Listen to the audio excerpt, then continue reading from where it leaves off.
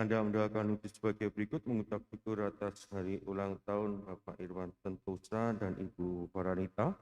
Semoga mereka menjadi saluran berkat bagi banyak orang dan sungguh semakin beriman kepada Tuhan, bertumbuh dalam iman, dan dalam hidupnya senantiasa bergantung kepada Tuhan. Dan juga mohon kelancaran bagi proses katerisasi bagi Bapak Yohanes Biong. Semoga dapat berjalan dengan lancar dan pada akhirnya pulih-pulih seperti sedia kala. Dan kita satukan doa dan intensi pribadi kita dengan doa gereja. Dalam nama Bapa dan Putra dan Roh Kudus. Amin. Tuhan bersamamu. Dan bersama rohmu. Suster, frater, Bapak, Ibu, dan saudara-saudari yang terkasih dalam Kristus, hari ini kita diingatkan oleh Tuhan bahwa kita adalah murid Tuhan. Oleh karena itu kita diajak oleh Dia untuk mengikuti apa yang dilakukannya. Tetapi dalam hidup ini seringkali kita tak menyadari siapa diri kita. Menyadari segala kelemahan, kerapuan, dan keberdosan kita karena kita seringkali tak menyadari siapa sejatinya diri kita. Marilah kita menundukkan kepala kita, mengakui dan menyesali bahwa kita telah berdosa, supaya layak merayakan peristiwa penyelamatan ini. Bersama-sama di hadapan Allah kita nyatakan tobat kita.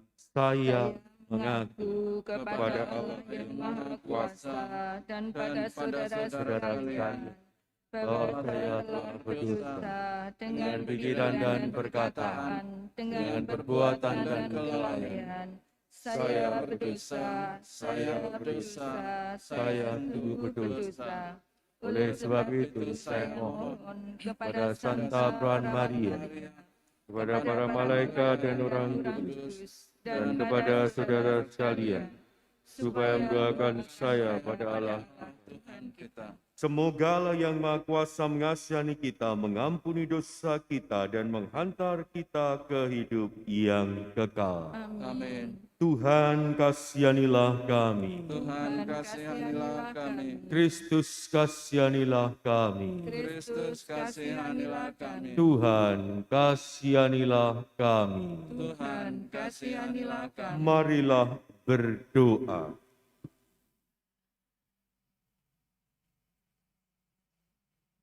Allah Bapa kami, sumber cinta dan belas kasih, Engkau telah menyalakan api di dunia, yaitu Yesus, api cinta kasih-Mu. Kami mohon semoga cinta dan belas kasih-Nya melepaskan kami dari segala dosa. Sebab Dialah yang hidup dan berkuasa bersama Dikau dalam persatuan Roh Kudus Allah sepanjang segala masa. Amin. Kita duduk untuk mendengarkan sabda Tuhan.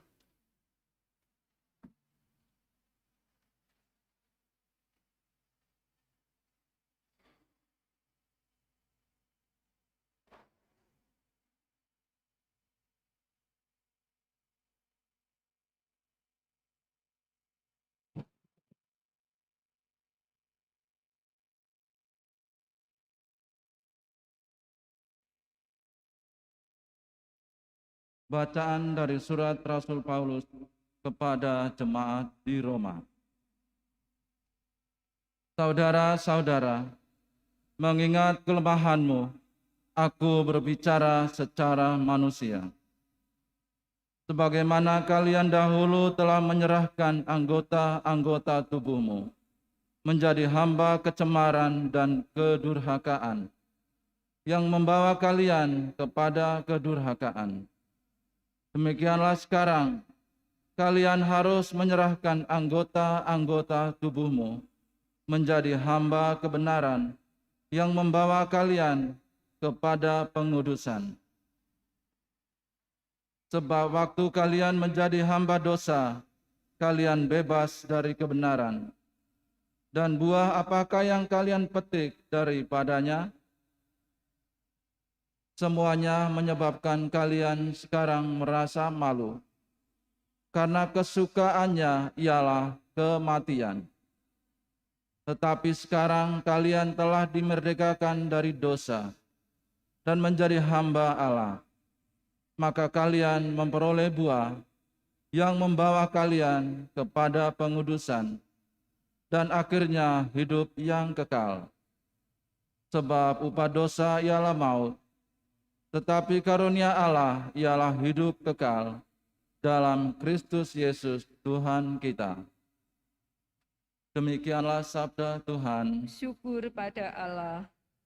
Berbahagialah orang yang menaruh kepercayaannya pada Tuhan. Berbahagialah orang yang menaruh kepercayaannya pada Tuhan. Berbahagialah orang yang tidak berjalan menurut nasihat orang fasik, yang tidak berdiri di jalan orang berdosa, dan yang tidak duduk dalam kumpulan kaum pencemooh, tetapi yang kesukaannya ialah hukum Tuhan, dan siang malam merenungkannya.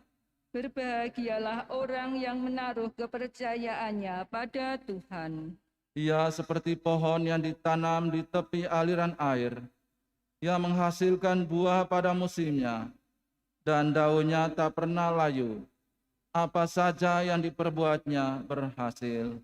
Berbahagialah orang yang menaruh kepercayaannya pada Tuhan. Bukan demikianlah orang-orang fasik. Mereka seperti sekam yang ditiup angin.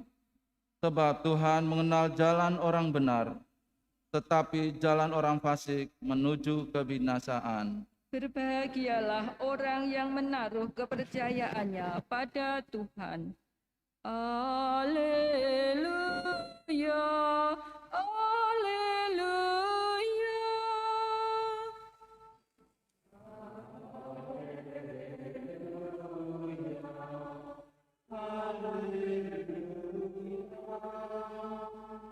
Segala sesuatu ku anggap sebagai sampah, supaya aku memperoleh Kristus dan berada dalam Dia. Haleluya, haleluya.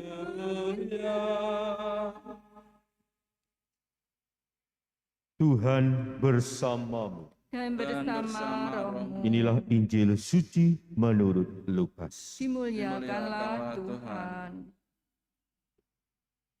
Pada suatu ketika Yesus bersabda kepada murid-muridnya, "Aku datang melemparkan api ke bumi, dan betapa kudambakan agar api itu selalu menyala. Aku harus menerima baptisan, dan betapa susah hatiku sebelum hal itu berlangsung. Kalian sangka aku datang membawa damai ke bumi? Bukan damai, melainkan pertentangan. Karena mulai sekarang akan ada pertentangan antara 5 orang dalam satu rumah, 3 melawan 2, dan 2 melawan 3. Mereka akan saling bertentangan, bapa melawan putranya, dan putra melawan bapanya, ibu melawan putrinya, dan putri melawan ibunya, ibu mertua melawan menantu, dan menantu melawan ibu mertuanya." Demikianlah sabda Tuhan. Terpujilah Kristus. Suster, frater, Bapak, Ibu, dan saudara-saudari yang terkasih dalam Kristus. Kalau kita melihat dalam hidup ini bahwa seseorang itu kalau bekerja, pasti yang diikuti adalah aturan dari perusahaannya, aturan dari tempat di mana dia bekerja. Ketika aturan dari tempat dia bekerja tidak dilaksanakan, maka dia tidak pantas menjadi bagian dari perusahaan itu. Tidak pantas menjadi bagian dari organisasi itu. Tidak pantas menjadi bagian dari yayasan itu, dan sebagainya. Karena akan menjadi pertanyaan, kamu ini bagiannya siapa? Berada di dalam, tapi yang dilakukan sesuatu yang berbeda dengan apa yang dibawa oleh perusahaan, apa yang dibawa oleh institusi, dan sebagainya. Dan inilah yang juga terjadi dalam hidup kita. Kita ini adalah murid-murid Tuhan. Dan menjadi pertanyaan bagi kita, benarkah kita ini adalah murid-murid Tuhan? Kenapa pertanyaan ini harus kita tanyakan? Karena seperti yang dikatakan dalam bacaan pertama tadi, kalau kita murid Tuhan, berarti yang harus kita ikuti siapa?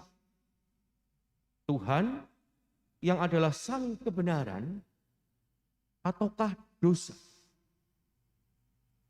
Kalau kita menyebut diri kita murid Tuhan, maka yang kita ikuti adalah hal yang bertentangan dengan apa yang dikehendaki oleh Tuhan. Dan adalah dosa. Apakah pantas kita masih menyebut diri kita sebagai murid-murid Tuhan? Maka yang terjadi dalam hidup ini, kita ini, hari ini, diingatkan oleh Tuhan agar menyadari panggilan kita sebagai murid-Nya. Maka dalam bacaan Injil tadi dikatakan, aku datang untuk melemparkan api ke bumi dan betapa aku dambakan agar api itu selalu bernyala. Api kasih yang dilemparkan oleh Tuhan ke bumi inilah yang akan menghanguskan kita ketika kita menghambakan diri dalam dosa. Dan ketika kita berbalik menuju kepada Allah, maka pertentanganlah yang akan terjadi. Bukan Tuhan berarti menginginkan dan mengingkari apa yang Ia kehendaki. Tetapi Tuhan justru membawa banyak orang untuk mengalami kasih dan penyertaan-Nya. Ketika kita mengalami pertobatan, apa yang akan terjadi dan akan kita alami? Seringkali kita akan dicemooh, seringkali kita akan diejek. Sudah lama tidak berdoa, lalu berdoa sekali saja. Yang terjadi adalah gak ada hujan, gak ada mendung, kok tahu-tahu hujan. Ada apa? Gak ada apa-apa kok berdoa.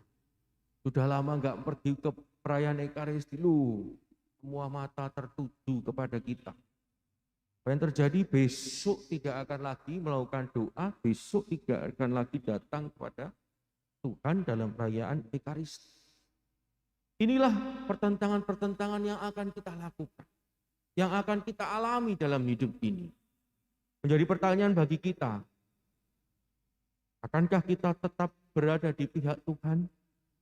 Akankah kita berjalan bersama dengan Tuhan yang senantiasa membawa kasih yang akan dirasakan oleh banyak orang? Ataukah kita akan berjalan dalam lembah dosa yang kelam, yang menyeret kita kepada kebinasaan? Pilihannya ada pada diri kita masing-masing. Pilihannya ada pada diri kita masing-masing. Dan Tuhan menyerahkan kepada kita untuk memilih. Menjadi bagian dari mana kita ini. Bagian dari Allah yang adalah sang kebenaran sejati, yang dimanapun tempat kita akan mewartakan kasih, membawa damai, membawa sukacita yang belum tentu akan diterima oleh banyak orang, dan tentu juga akan menimbulkan pertentangan. Ataukah yang kita bawa sakit hati, yang akan kita bawa kebencian, yang kita bawa adalah perpecahan, yang kita bawa adalah dendam, yang kita bawa adalah arogansi dalam hidup kita, yang kita bawa kesombongan. Kalau kita memilih untuk berjalan dalam lembah dosa, jangan pernah salahkan Tuhan dan jangan pernah berkata bahwa Tuhan tak menyayangi dan menyertai kita, karena kitalah yang memilih untuk meninggalkan Dia, yang mana jalan kita menuju kebinasaan. Tuhan ingin agar kita berada di pihak-Nya, sehingga pada akhirnya hidup kita senantiasa dilimpahi kasih karunia, dilimpahi rahmat keselamatan, dalam hidup ini. Maka mari kita melihat ke dalam diri kita masing-masing. Sudahkah kita berada di dalam pihak Tuhan? Ataukah dalam hidup ini ternyata kita masih berada di luar Allah? Kita berada di pihak dosa. Kalau itu yang terjadi, Tuhan membuka tangan lebar-lebar, menantikan kita. Menantikan apa? Menantikan pertobatan kita, agar hidup kita berada di pihaknya. Agar hidup kita dipenuhi dan dibakar oleh kasih-Nya.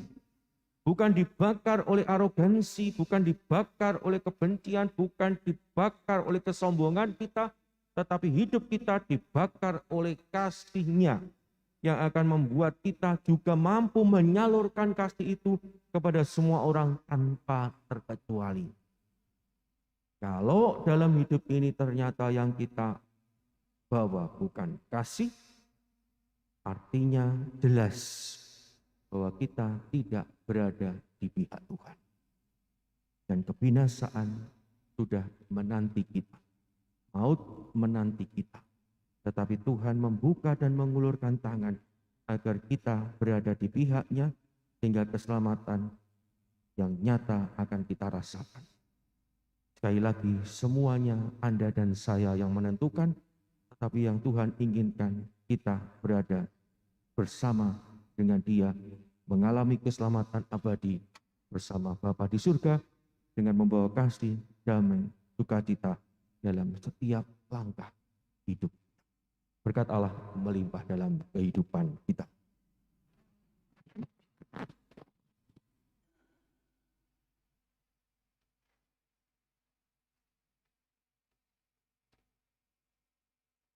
Kita juga berdoa bagi Ibu Luisa Kesti